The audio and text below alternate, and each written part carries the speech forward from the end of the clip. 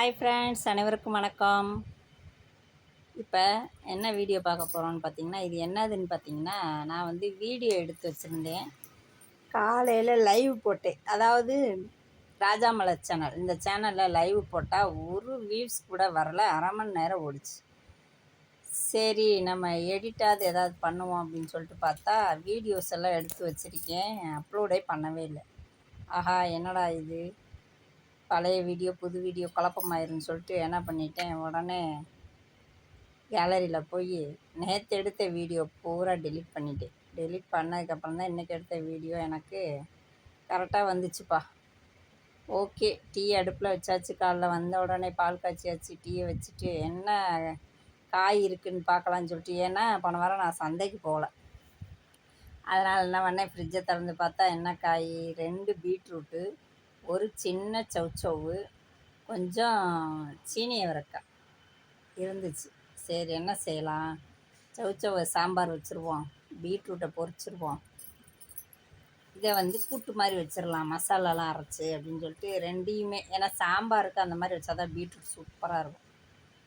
சரின்னு சொல்லிட்டு ஒரு வழியாக சாப்பாடு என்ன செய்கிறது அப்படின்றது எல்லா லேடிஸ்க்குமே காலையில் இருக்கிற ஒரு டென்ஷன் தான். இப்போ காயெல்லாம் பார்த்தோன்னே அது எனக்கு கொஞ்சம் கிளியர் ஆயிடுச்சு. ஒரு முடிவுக்கு வந்தாச்சு. அதாவது என்னன்னு பார்த்தீங்கன்னா, சாம்பார், அதுக்கப்புறம் பீட்ரூட் கூட்டு, சீனி அவரைக்காய் கூட்டு, இன்றைக்கி சாப்பாடு அதுதான்னு ஒரு முடிவு பண்ணிட்டேன். உடனே ஸ்டார்ட் பண்ணியாச்சு சமையலை கடகடன்னு.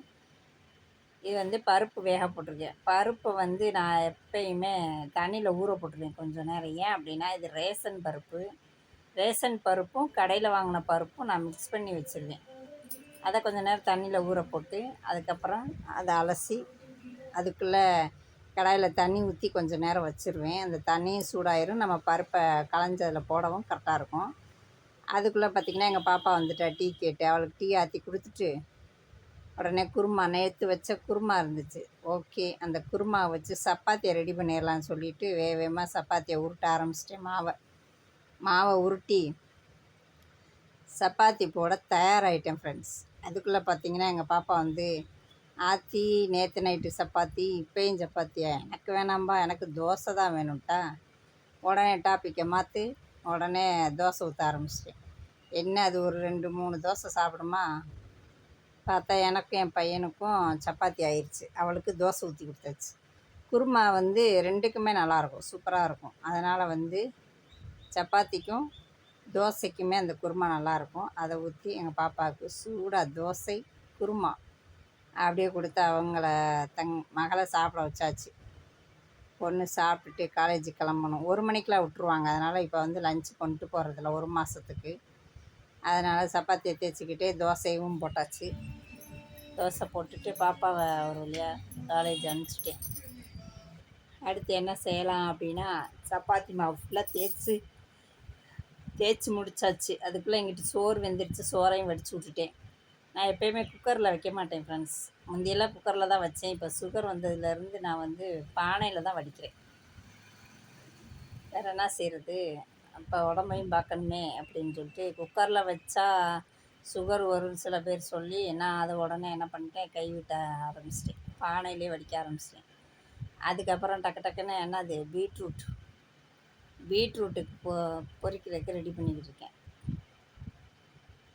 தோசைக்கடை முடிஞ்சிச்சு. தோசைக்கல்லை தூக்கி ஓரமாக போட்டுட்டு சாம்பாருக்கு வந்து சவுச்சவு, கத்திரிக்காய், அது தக்காளி, வெங்காயம், சின்ன வெங்காயத்தை 2 கீறி போட்டோம்னா சாம்பாருக்கு வந்து சின்ன வெங்காயம் தான் சூப்பராக இருக்கும். அதனால் சின்ன வெங்காயம் நறுக்கி எல்லாம் ரெடி பண்ணிட்டேன். அதுக்கிடையில் நான் வந்து சுகர் பேஷண்ட்டாக, எனக்கு மருந்து மாத்திரை எடுக்கணும் இல்லையா. 8 மணி 8:30 ஆனோடனே பசி வர ஆரம்பிச்சிடும். உடனே என்ன பண்ணிட்டேன், நான் மருந்து சாப்பிட கிளம்பிட்டேன். சைடில் அந்த வேலையும் வேறு. அதுக்கு அடுத்தபடியாக பார்த்திங்கன்னா சவுச்சவு நல்லா தோலை சீச்சிட்டு சவுச்சவு நறுக்கி கொஞ்சம் மீடியமாக நறுக்குவேன். ரொம்ப பொடுசாகவும் போட மாட்டேன், பெருசாகவும் போட மாட்டேன், கொஞ்சம் மீடியமாக நறுக்குவேன். அதுக்கப்புறம் பார்த்திங்கன்னா தக்காளி, சின்ன வெங்காயம். தக்காளி வந்து நடுவில் இருக்கிறது மட்டும் எடுத்துருவேன் நான். எடுத்துட்டு அதுக்கப்புறம் அதை படிப்படியாக நறுக்கி 3ஐயும் ரெடி பண்ணிவிட்டு, அதுக்குள்ளே பருப்பு வெந்துருச்சு. பருப்பை அமர்த்தி போட்டுட்டு, இதை ஃபஸ்ட்டு நம்ம வந்து தாளித்து விட்டுட்டு காயை கொஞ்சம் நேரம் வேக வச்சிடணும். அதுக்குள்ளே பார்த்திங்கன்னா பையனுக்கு டீ. அவன் அவன் டீ கேட்க ஆரம்பிச்சிடுவேன். எங்கள் பாப்பா கிளம்ப அவன் எழுந்திரிப்பான். கரெக்டாக இருக்கும் 8:30 மணி. சரி டக்குன்னு அவனுக்கு டீயை சுட வச்சு, அப்போ தான் போட்டிருந்தேன், இருந்தாலும் திருப்பி ஒருக்கா சுட வச்சேன். சுட வச்சு மயனுக்கு கொண்டு போய் டீயை கொடுத்துட்டு, அதுக்கப்புறம் பார்த்திங்கன்னா சாம்பார் ஒரு பக்கம் கொதிச்சுக்கிட்டு இருக்கு. இங்கே வந்து பருப்பை நல்லா வேக வச்சு மூடி வச்சிட்டேன். கொஞ்சம் நேரம் மூடி வச்சிட்டோம்னா நல்லா மலர்ந்துடும். அதுக்கப்புறமும் சும்மா விட மாட்டேன். அதை நான் கரண்டியில் நல்லா மசித்து அதுக்கப்புறம் தான் சாம்பாரை கொட்டி விடுவேன். அந்த மாதிரி தான். அது வந்து ரேஷன் பருப்பு வந்து வேகவே வேகாது. வெளியில் வாங்குகிற துவரம் பருப்பும் ரெண்டையும் கலந்து வச்சுருப்பேன். இது 1 கிலோ அது 1 கிலோ ரெண்டையும் கலந்து தான் வச்சுருப்பேன். இருந்தால் கூட அது வேகாது. எடுத்து கொஞ்சம் நேரம் மூடி வச்சு அதுக்கப்புறம் அதை நல்லா கரண்டிலே மசிச்சு விட்ருவேன். மசிச்சு விட்டா தான் சாம்பார். இல்லைன்னு வைங்களேன், காய்கறி தனியாக கிடப்பாங்க, பருப்பு தனியாக கிடக்கும், ரெண்டையும் சேர்த்து சாம்பாரே விளங்காது.